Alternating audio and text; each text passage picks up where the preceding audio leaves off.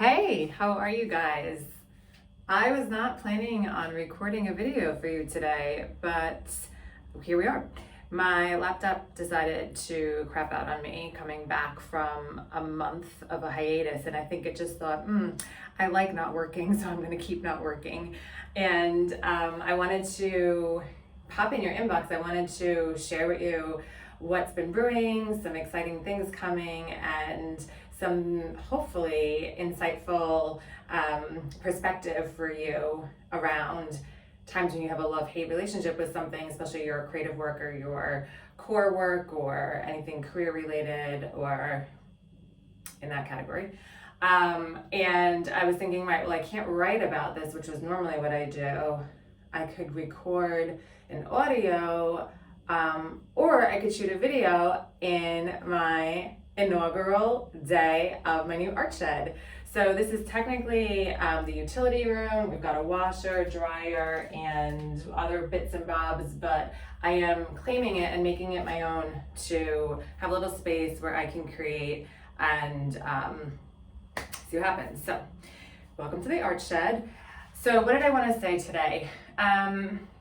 Okay, so this is what was prompting me to get in your inbox in the first place. I am super excited for the first time in probably 7 or 8 years since I started doing this work, coaching, personal development, all that kind of stuff. I finally am excited, like legitimately excited, like let's get the body started, about having the doors to my coaching practice open. So I'm going to share more about this, but this is a big thing for me because I have emmed and awed and back and forth and love and hate and yes and no and seesawed with this part of me and this desire in me to support other people on their journey. So there's been a yes for that, and then there's been this for all these other reasons, and I'll share some of them. But this is exciting. So the doors are officially open. Here is a door. It is open. Welcome to my office, the art shed, where we can hang and play and do all fun things to support your own leadership and creative self-expression that feels super true and joyful to you.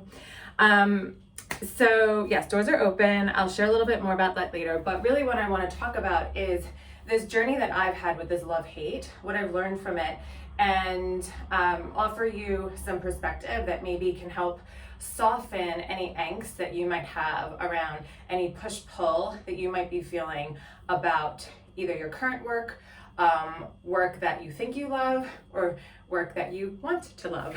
So, okay. What else do I want to say? We'll just dive in. So I'll start a little bit telling the story of my own journey with this and the timeline, just to give you a little bit of context. So it must have been 2014, so was that 8 years ago, I transitioned from, I'm gonna close this because of the wind. I transitioned from a career in human resources, corporate world, a flavor of leadership development and a whole slew of other things, into let's go take on the world.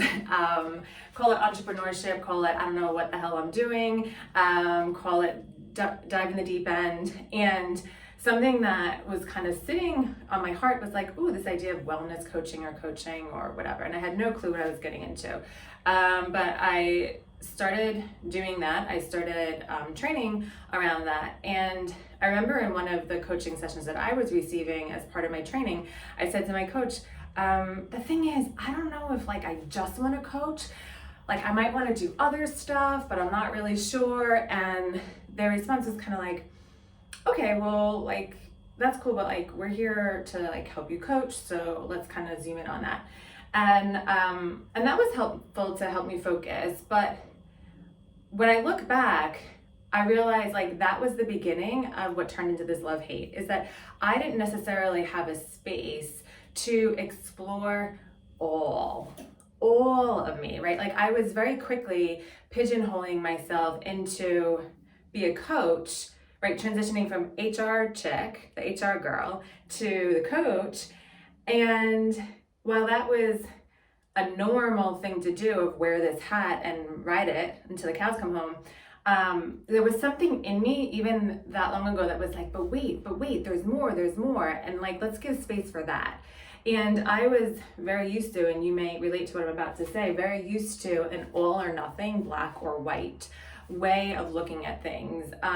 And so there was this almost like fear, anxiety over time of, well, I said I was going to be a coach. I can't take this hat off if I don't know what else I'm going to be putting on, right? So like I jumped from HR, take that off, put on coach hat, but I couldn't let myself take that off until I knew what was next. And what I want to offer you is that there is another way. It's called both and. It's called you don't have to wear any hat. It's called you're free to swap them as the days, months, years, minutes go with the flow goes by.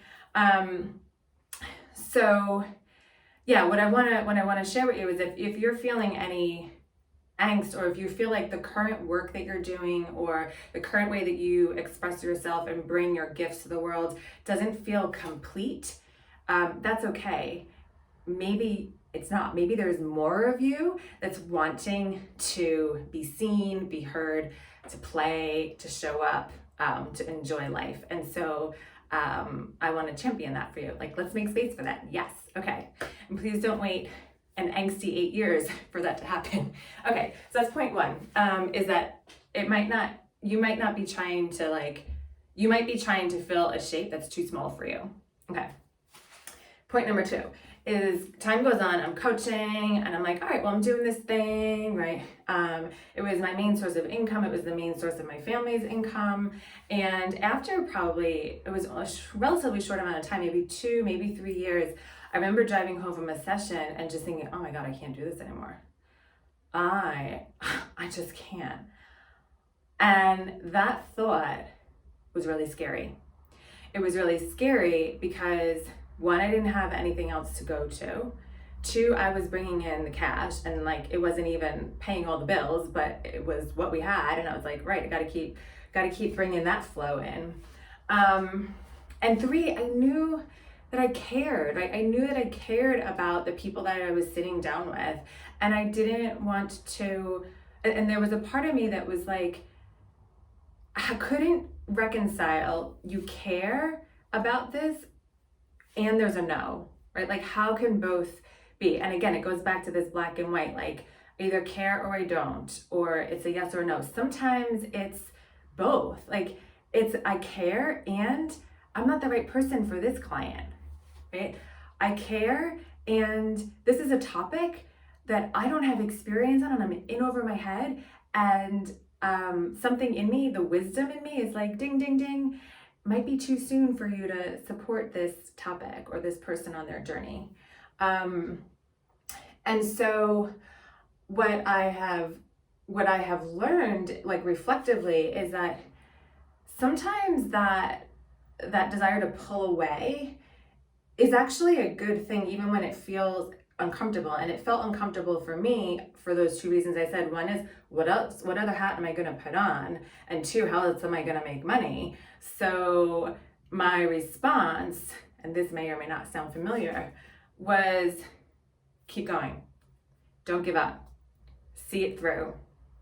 The internal messages was almost like gaslighting my own no, of like, that must not be true. You're just scared. I'm trying to think of what else was in there, but sort of denying that part of me that wanted to be like, hey, wait, like, what's going on here? Something's not right. And when I look back, my assessment is that I was asking to do too much, too fast, too soon. I was asking myself to hold a lot of like learning a new craft and creating a business at the same time of starting another business with my husband that had nothing to do with coaching, had to do with fish. And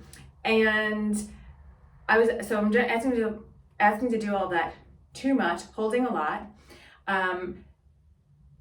too fast, like jumping into that without any real supports around me of how to do that, other than some training and groups and all that. But basically, like, my husband and I were very much alone on the fish farm business, and I had a small community around the coaching side, but like, I'm just jumping in there without the life raft kind of thing. And too soon, before I was fully ready to meet some of the challenges that my clients were facing that were beyond the scope of what I felt comfortable working with. And so that combination of too much, too fast, too soon created this, whoa, gotta back up. And there's wisdom in that. And so I want to name that's a piece of wisdom. It's wisdom because if you keep going, you are potentially inviting your nervous system to do a little bit of a freak out and be like, wait, something's not safe. How do I create safety? And so you're potentially creating a condition where you're no longer operating from your truth. And I'll be perfectly blank, and many of you have known me during this period of time in my life, so like pulling back the curtain, I was creating more, I'm going to call it trauma for myself, of not knowing how to trust my own inner voice, not knowing how to resource myself, practically speaking, in terms of like money or people or time or knowledge, as well as internally resourcing in terms of how to hold space for my own emotional experience, and how that translates into physical experiences of tension in my body, or I'm trying to think of another example that is true and not just pulling it out of thin air. But yeah, I think just noticing, like, if I have tension in my body and I don't have the internal resources of knowing how to hold that, my nervous system is going to go into fight or flight or freeze patterns, of which I've experienced all around the topic of coaching, hence the love-hate. And just to go do a little bit of like trauma 101 in there, is that when there is this push-pull of something in the trauma world, that is often a sign of what's called a double bind. It's like, I want to do this and I can't, right? I want to coach and I can't. I want to stop and I can't, right? So now we're going back and forth, and everything in you is like, ding, ding, ding, alarm bells, something's not right. It creates a lot of stress. Stress response can be either push harder and just get to the finish line, run away and go find something else to do without really paying attention to what's going on and jumping ship, or a freeze response of shut down. I can't do this, I'm no good, why did I start anyway? And you just kind of melt into a puddle on the floor.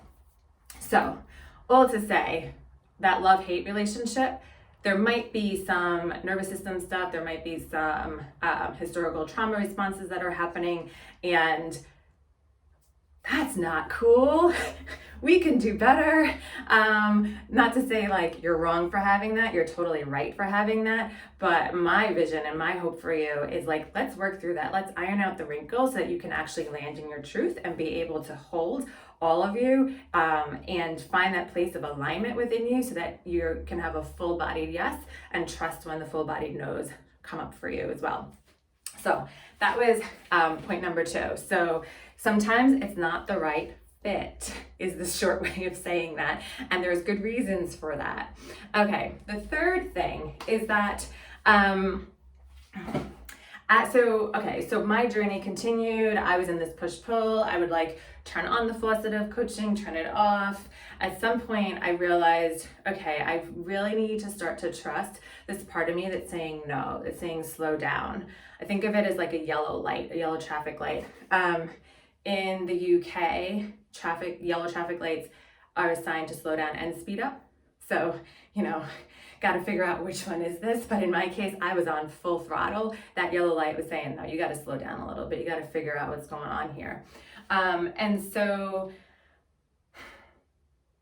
really trusting that when there feels like there's a lot at stake can be really, really challenging. And I did not do that easily. Like, I tried to jump ahead. My fight flight was still happening, as well as the freeze. So all that was happening, but the more I could trust, the more I could slow down. Thankfully, during that time when that yellow light came, that internal yellow light, is when I was starting to have the teachers and the guides and the mentors to help me trust that yellow light and to connect and to trust it and work through all of the challenge in my physicality and my mental, my mind, my emotions around that. So it's when I started working with my own somatic experiencing practitioner, when I started working with Nadia Munla on general embodiment and slowing myself down and feeling into a different energy in myself that sometimes we call feminine, that often gets put in a box and on a shelf, and really starting to take her off the shelf and say, maybe there's some good juju in here that I can start to trust, and unpacking some stories around that. And that guided me to work with Rachel Maddox to take a deeper dive into trauma resolution, which my intention was, of course, to share that with everybody else and my clients and be able to help them with the things that before I was feeling like, no, this is too much for me. But of course, you got to take the medicine first. So it's been taking lots of medicine.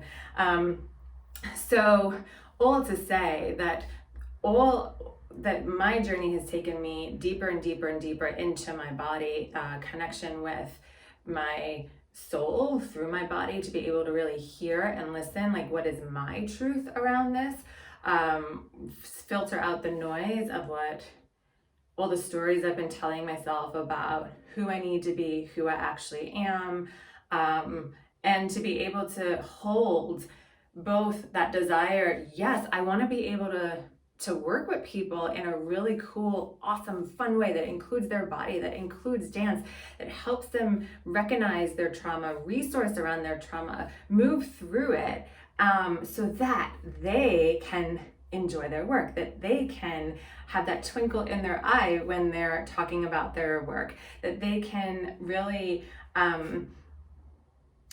fill their own boots, like really fill your boots and feel proud to do that, feel confident to do that, and to be able to use your voice in a way that maybe is like completely unexpected even to you, except that deep down somewhere in you, that this wants to come out.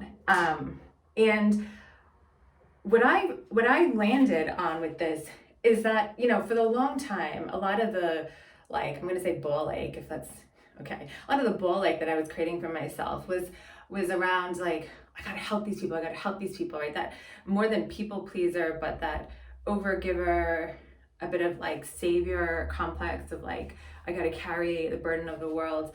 And you know what? I'm I just want to have fun.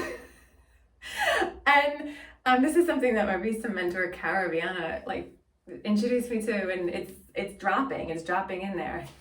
I just kind of want to have fun. And so if it's kind of fun for me to riff with you in my random arched washing machine laundry room, I kind of want to do that, and if it's going to be fun to work with you and be okay, let's get you moving and grooving.